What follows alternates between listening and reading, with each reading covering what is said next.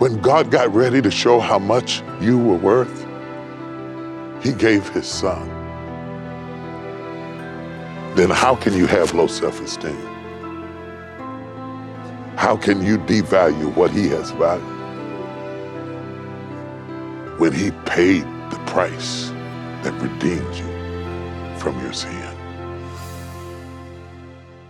Love holidays because you have great food and you have great fun. People come over. I like to entertain and have a good time. 4th of July is one of those times. I recognize the greatness of this country.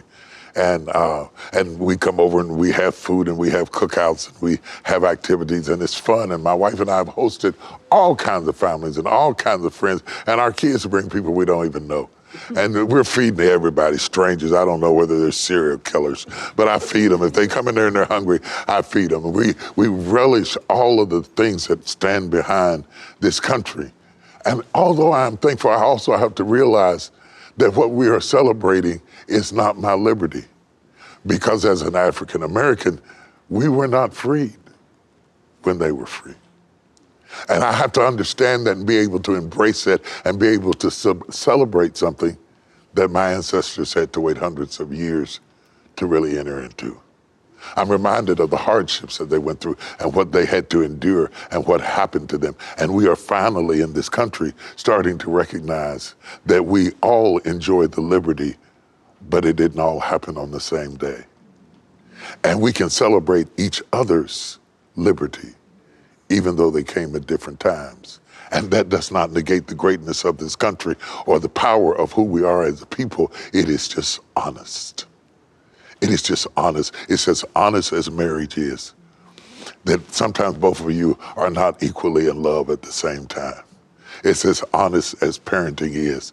You love them all, but there's one child that drives you absolutely crazy.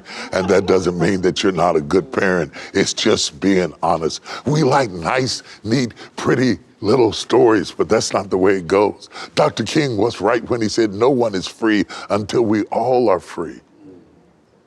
And then we really enjoy freedom. Suffering must never be wasted, because freedom is a bloody business. Freedom is a bloody business.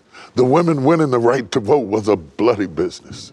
Freedom for people of color was a bloody business. Freedom to come to this country was a bloody business. It was with warfare and suffering and struggle. And freedom from my sins was a bloody business. There was no way to redeem me without Christ going to the cross and bleeding for me, because freedom is always a bloody business. God redeems because crushing is not the end. Jesus went to the cross because crushing is not the end. He knew he was paying the bill that was necessary to be paid for. You want liberty bad enough, you got to be willing to pay the price to get it, because it won't go on sale and nobody will ever give it to you. You got to be able to march for it, fight for it, protest for it, work for it, be nailed to a tree for it. Freedom is always a bloody business. Surrender your sufferings to the Master Vintner, because you understand that he will guide you through the process when the process is painful. I heard one of the civil rights leaders say that when you march, you ought to sing. And what an oxymoron between hoses and dogs and singing. But singing balances the suffering. And God comforts us as we pay the price to be free. I want to seek out the sufferers. When I was in West Virginia, let me tell you something. When I was in West Virginia, I had the story, came over the hill. I was driving my car. And back then, it was maybe 1981 or so, and I was driving a 1979 Silver Anniversary Trans Am, and I came over top of the hill. I came over the hill, and when I turned over the hill, there was a guy on the side of the road. He'd been in a wreck, and there was blood up against the window, and I pulled my car off to the side of the road, and I ran over to him, and I said to the man, "Should I call the police?" And he said, "No, call an ambulance." And I felt so stupid, because suddenly I realized he didn't care about who was right or wrong. He just wanted to get better. And sometimes we're so engrossed on who is right and who is wrong that we call the police when we need to call the ambulance, because it doesn't matter who's right and it doesn't matter who's wrong. It matters that we get better. Do you hear what I'm saying to you? It matters that we get better. It matters that we survive. It matters that we overcome. It matters that we send our kids to school, because we are training the doctors that are going to take care of us in our old age. And so if we don't have a great education system, then we're going to weaken our ability to survive the vicissitudes of life. We are training the next generation of thinkers. This is important, because at our most vulnerable stage, we will only be as strong as what we put in our children. Do you hear what I'm saying to you? And when you're in a wreck, you don't care what color the paramedic is. You don't care whether you can spell his name or pronounce his name, or whether he came from this country or from another country. If you've ever been in a wreck and been hurt bad enough, anybody that jumps off of that ambulance and comes over to you with the bed and puts oxygen over your face, you are so happy to see them, you don't know what in the world to do. You don't say, oh, I don't want oxygen from you because you came from another country, or you look different than me, or I don't think you're legitimate, or you're a woman, or you're a man. I don't care what you are. Put the oxygen right here, okay? Put it right here. Do not judge people. Don't rush to judge people. Don't rush to judge them for helping you, because your help may come from somebody you didn't expect.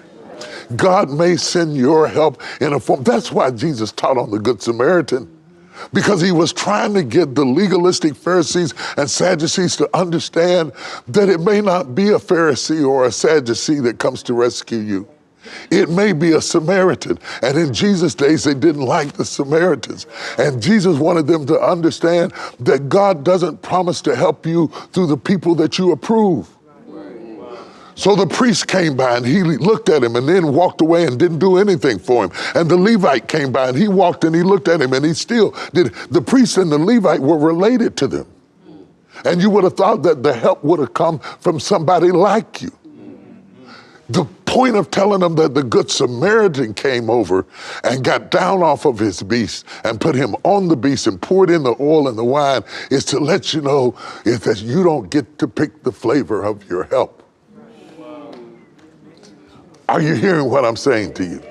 That God will use whoever he will, and sometimes he uses people that you wouldn't expect to broaden your mindset, to open up. That God may use somebody who votes differently, who dresses differently, who walks differently, who talks differently, so that you'll be broad enough to understand that God works through all kinds of people, and that God may work through the jawbone of an ass, or God may use a Rahab, a harlot, to harbor the spies to get you out of the crisis that you're in, or that God might turn around and use a Gentile to deliver a Jew, that God might turn around and use a woman to bring the news that he has risen from the dead, that God might turn around and use somebody that your theology doesn't agree with, because God does not submit to your thinking. God is God. God is God. And at the end of the day, what makes us all common is that what we all have in common is that we all suffer. And we all grieve, and we all get hungry, and we all get tired, and we all face disappointment. And I wonder why we can't do this together. If we all suffer, and if we all have been crushed, and if Jesus died for us all, then why can't we do this together?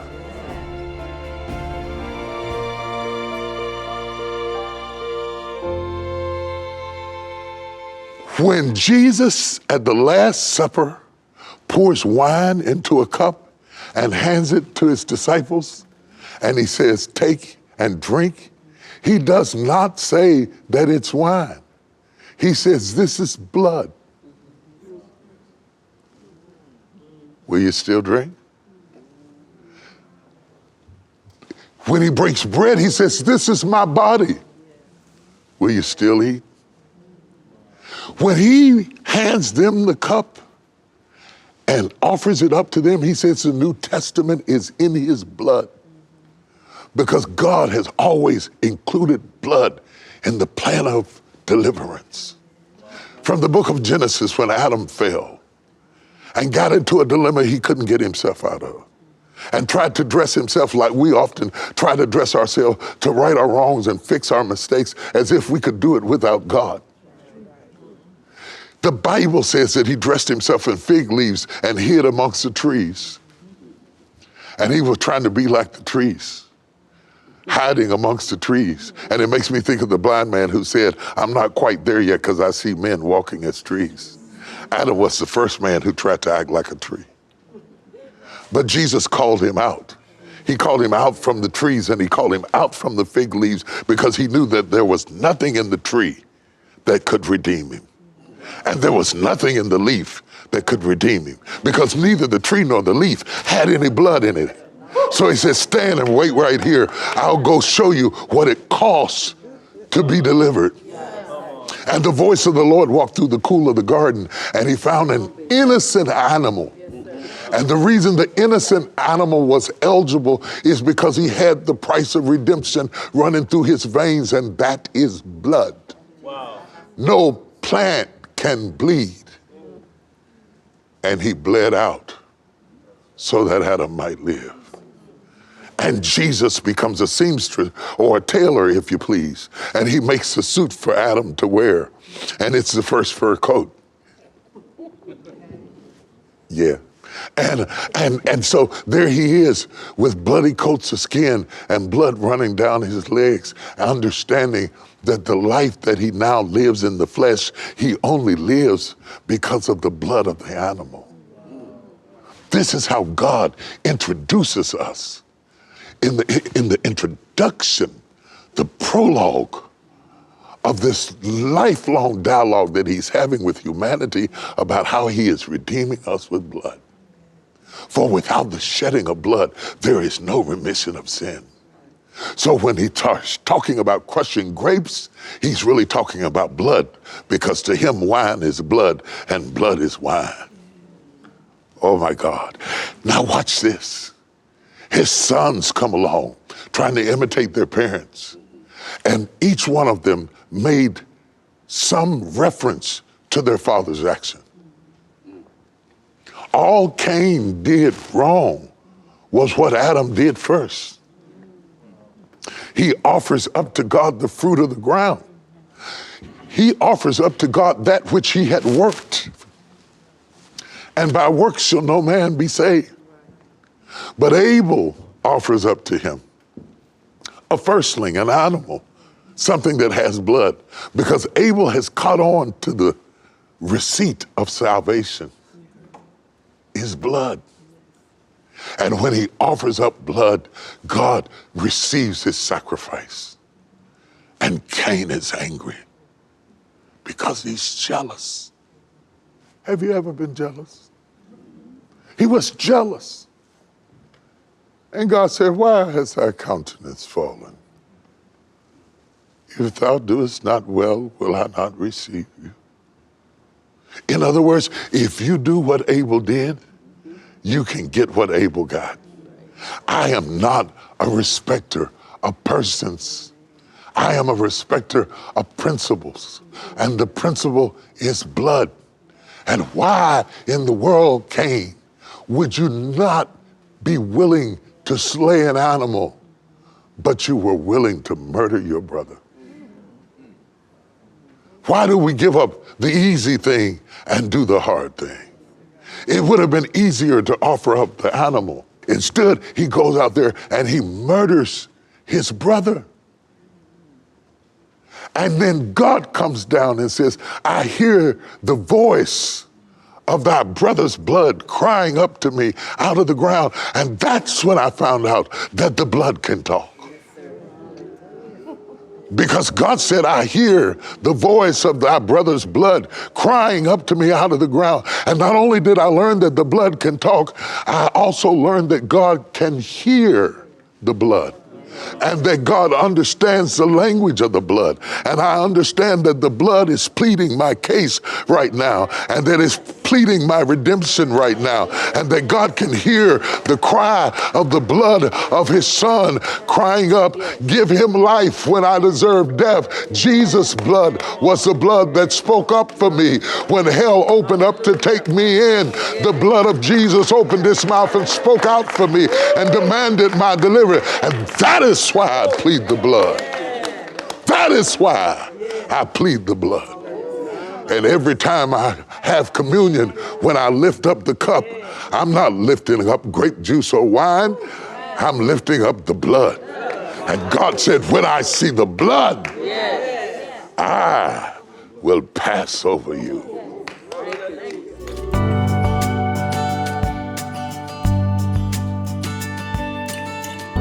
He staggered up the cobblestone streets of Jerusalem, stumbling like a drunkard. But he was not drunk. He was weighted down with a cross too heavy for he alone to carry.